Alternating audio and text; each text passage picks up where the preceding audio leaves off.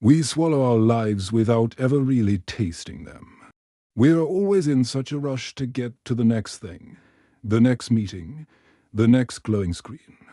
Eating has become a chore, a mechanical refueling that we perform while staring blankly at a phone. We shove the fuel in and we move on, barely noticing what the flavor actually was in the heat of it. I remember my grandfather talking about this old rule, a forgotten discipline from a much slower time. He used to say that you should chew every single bite 50 times before you even think about swallowing. 50? It sounds like a large number, but it also sounds like a secret map to a healthier, better life. We love these life hacks from the past, don't we? The simple, low-tech ways to fix our modern messes.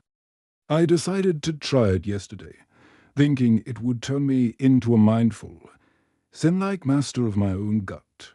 I sat down with a simple plate of rice and vegetables, prepared to be very, very patient with myself. The first bite felt like a ceremony. I started counting in my head, focusing on the texture and the heat. 1, 2, 3. It feels quite noble at the start, like you're finally paying attention to the world. You start to notice the subtle sweetness of the grain that you usually just ignore in the rush of things. You feel the crunch of the broccoli in a way that's almost intimate, almost real for once. By count 20, the flavor is still there, but the texture is starting to change into something else.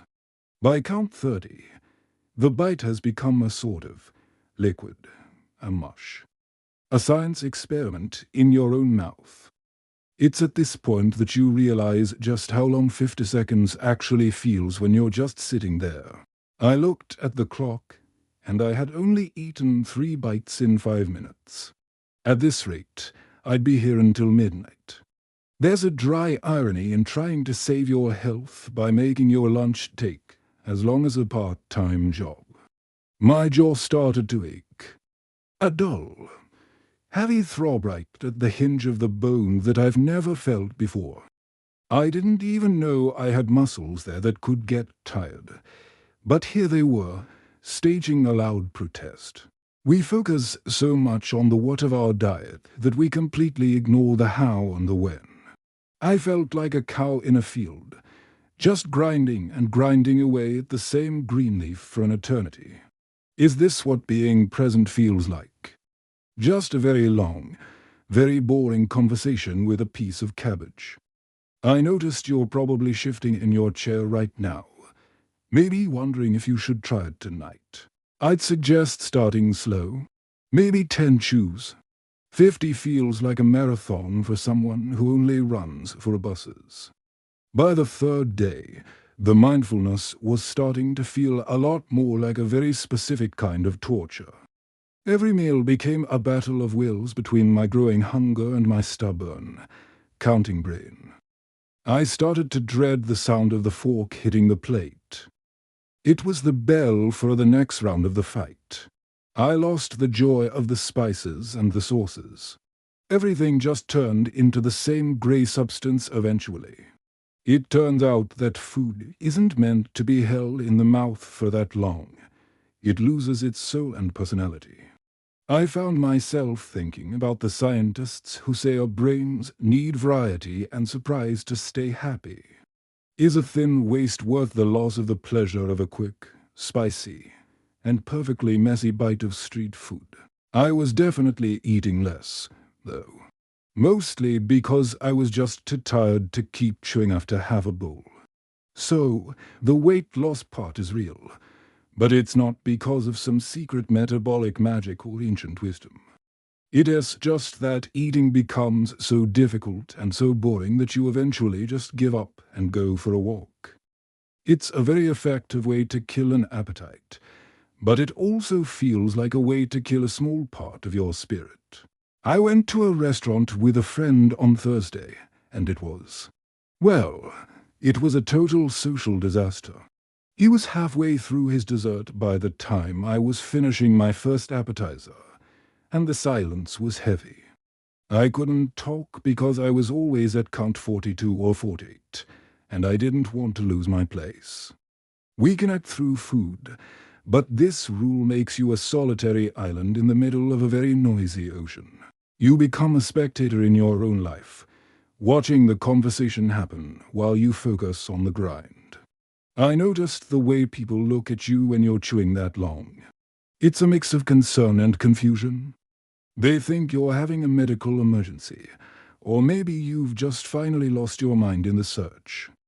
I started to wonder if the people who lived to be 100 by chewing were actually happy, or just patient. Maybe the good old days were just days where nobody had anything better to do than count their own teeth. We have so many more ways to spend our time now, but are they any better than a very long, thorough lunch? My digestion was better, I'll give them that. I felt light. I didn't have that heavy, sleepy fog afterward. But I also felt empty, like I was missing a vital part of the human experience that involves a bit of haste. Sometimes, a bit of imperfection is what makes the whole system work, like the rattle in an old engine. If we optimize every single second of our lives, do we leave any room for the things that are supposed to happen? I'm still counting today, but I've dropped it to 20. It feels like a compromise between the two worlds.